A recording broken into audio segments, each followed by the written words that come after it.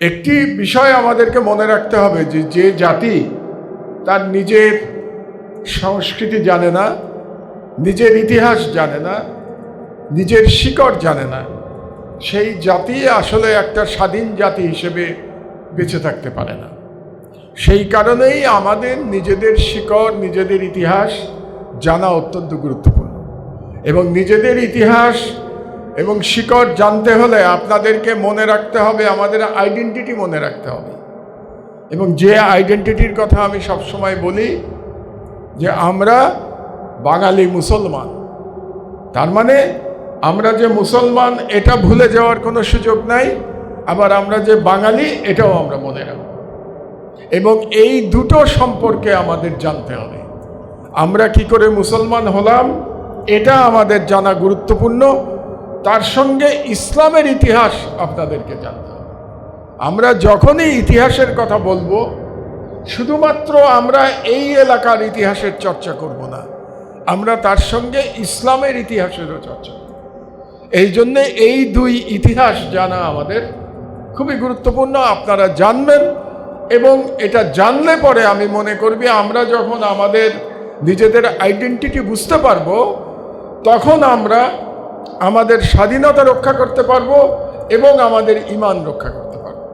এই দুটোই আমাদেরকে রক্ষা করতে হবে। এবং এই দুটো যদি আমরা রক্ষা করতে পারি, তাহলে ইনশাআল্লাহ কোনো হেজেমনি কিংবা কোনো ফ্যাসিবাদ আমাদেরকে আবার পদানত করতে পারবে না ইনশাআল্লাহ।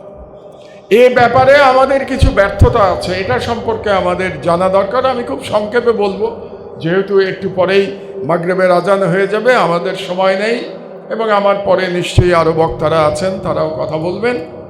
সেটা হলো যে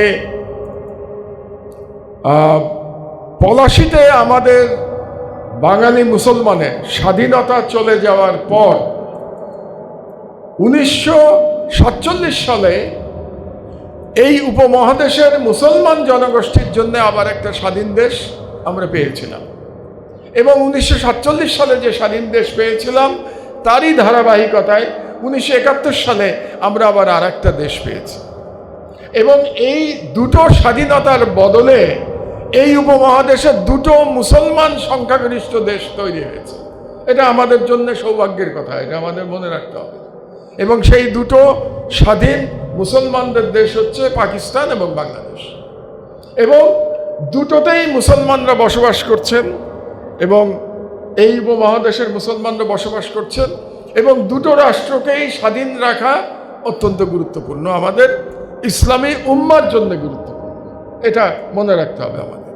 কিন্তু দুর্ভাগ্যের বিষয় হলো যে 1947 সালে এই উপমহাদেশের মুসলমানদের জন্য একটা স্বাধীন দেশ হওয়া সত্ত্বেও প্রকৃতপক্ষে আমরা কিন্তু মুসলমানের ইতিহাস চর্চা করতে পারি নাই। এর নানা কারণ আছে, অন্য আর একদিন যখন আসব সেদিন হয়তো আপনাদেরকে এর কারণগুলো আমি ব্যাখ্যা করব যে কেন আমরা পারি নাই। তো 24 বছর পাকিস্তান আমল গেছে, এবং 1971 সালের পর থেকে 55 বছর চলে গেছে। তাহলে 55 বছর এবং আরও 24 বছর, এই দীর্ঘ সময় প্রায় 80 বছর চলে যাওয়া সত্ত্বেও আমরা আমাদের নিজেদের ইতিহাস কিন্তু চর্চা করতে পারি নাই, নিজের ইতিহাস ঠিকমতো রচনাও করতে পারি নাই, যেটা একটু আগে মান্নান ভাই বললেন। কারণ যে সমস্ত ইতিহাস বই আমরা পড়ি, সেই সমস্ত ইতিহাস বই রচনা করেছে প্রধানত ব্রিটিশরা, যারা এই দেশ দখল করেছিল, উপনিবেশ কায়েম করেছিল এই দেশে, এবং এই দেশে মুসলমানদের যত ক্ষতি করা সম্ভব তত ক্ষতি প্রায় 200 বছরে সেই উপনিবেশ যারা শাসক ছিল তারা করবার চেষ্টা করেছে।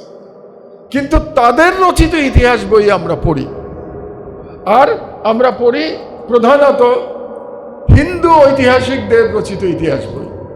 মুসলমানদের রচিত ইতিহাস বই সংখ্যা খুবই কম। কাজে এই বিষয়টি আমাদের মনে রাখতে হবে। 79 বছরে আমরা এই কাজটা করতে পারি নাই। কাজে আমি মনে করি এই মাদ্রাসায় যে উদ্যোগ আল্লামা মামুনুল হক গ্রহণ করেছেন, এটা অত্যন্ত দূরদর্শী একটা কাজ করেছেন তিনি। কারণ ইতিহাস রচনা একদিনে হয় না, ঐতিহাসিকও একদিনে তৈরি করা যায় না, এটার জন্য আমাদের সময় লাগবে। তো সেই ইনিশিয়েটিভটা মামুনুল হক সাহেব গ্রহণ করেছেন, আমরা তাকে ধন্যবাদ জানাই। এবং আপনারা যারা ছাত্র, যারা এই ডিপার্টমেন্টটাকে বেছে নিয়েছেন, তাদেরকে বেশি করে পড়াশোনা করতে হবে, তাদেরকে বাংলার ইতিহাস পড়তে হবে, এবং তাদেরকে একটু আগে আমি বলেছি ইসলামের ইতিহাস পড়তে হবে। কিভাবে ইতিহাস বিকৃতি করা হয় তার একটা ছোট্ট উদাহরণ দিয়ে আমার বক্তব্য শেষ করব। একটু আগে মান্নান ভাই এশিয়াটিক সোসাইটির কথা বলছিলেন। এশিয়াটিক সোসাইটি ব্রিটিশরা তৈরি করেছিল তাদের উপনিবেশ টিকিয়ে রাখবার জন্যে, এবং এই উপমহাদেশের সংখ্যাগরিষ্ঠ যারা জনগণ হিন্দুদের সাথে মিলে মুসলমানদের শাসন করবার জন্যে, শাসন করার সুবিধার জন্যে এশিয়াটিক সোসাইটি তারা তৈরি করেছিল, যাতে করে মুসলমানদের উপরে এক ধরনের ইন্টেলেকচুয়াল হেজেমনি তৈরি করা যায়। ইন্টেলেকচুয়াল হেজেমনি তৈরি করবার জন্যেই তারা কিন্তু এশিয়াটিক সোসাইটি তৈরি করেছিল। এবং তারা কিভাবে ইতিহাস বিকৃতি করে তার একটা উদাহরণ আপনাদেরকে দিচ্ছি। বাংলাদেশে তারা একটা বই প্রকাশ করেছে। সেই বইটা হলো যে সেই প্রাচীনকাল থেকে এই অঞ্চলের ম্যাপের উপরে, মানচিত্রের উপরে তারা একটা বই প্রকাশ করেছে।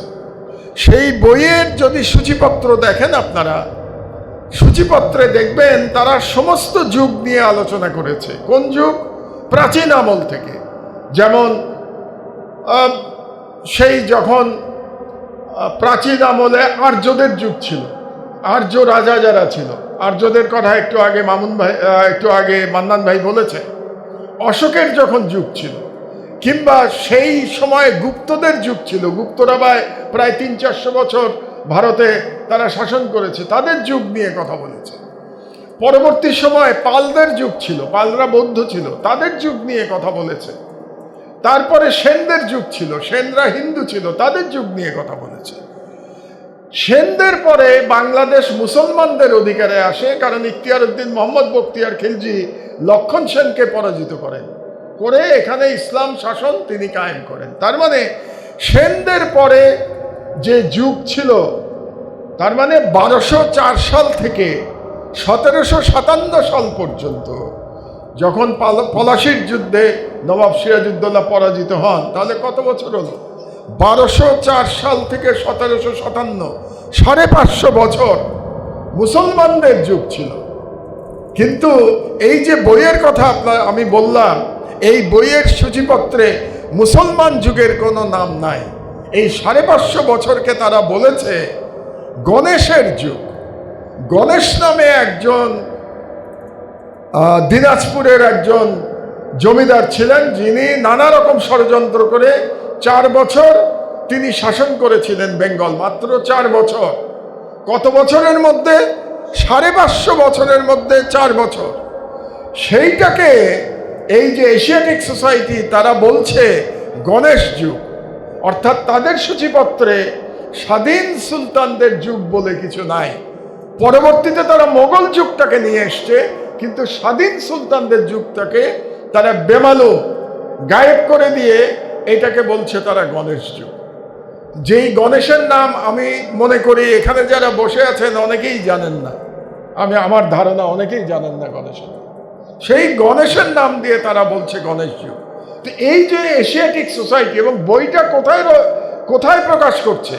বাংলাদেশে, যে দেশ মুসলমানদের দেশ, সেই দেশে তারা এই বই কবে প্রকাশ করেছে জানেন? এই 2017 সালে শেখ হাসিনার আমলে তারা বইটা প্রকাশ করেছে। এটা নিয়ে কোথাও কোনো আলোচনা নাই।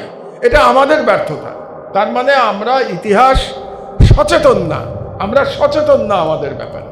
তো আপনারা যে ডিপার্টমেন্টটা চালু করেছেন, আমি মনে করি এর ফলে এই মাদ্রাসার ছেলেদের মধ্যে ইতিহাস সচেতনতা বৃদ্ধি পাবে। ইতিহাস সচেতনতা বৃদ্ধি পেলে আমরা এশিয়াটিক সোসাইটির এই ধরনের ষড়যন্ত্রকে মোকাবেলা করতে পারব। তো আপনাদেরকে ধন্যবাদ জানাই যারা এটা মাদ্রাসা চালাচ্ছেন এরকম একটা ইনিশিয়েটিভ নেওয়ার জন্যে, এবং যে ছাত্ররা এই ডিপার্টমেন্টকে বেছে নিয়েছেন তাদেরকেও ধন্যবাদ জানাচ্ছি এবং ভবিষ্যতে আপনাদের সঙ্গে আবার দেখা হবে এই আশাবাদ ব্যক্ত করে আজকের এই অনুষ্ঠানে আমাদেরকে দাওয়াত দেওয়ার জন্যে মামুনুল হক ভাইকে ধন্যবাদ জানিয়ে আমার বক্তব্য শেষ করছি। আল্লাহ হাফেজ।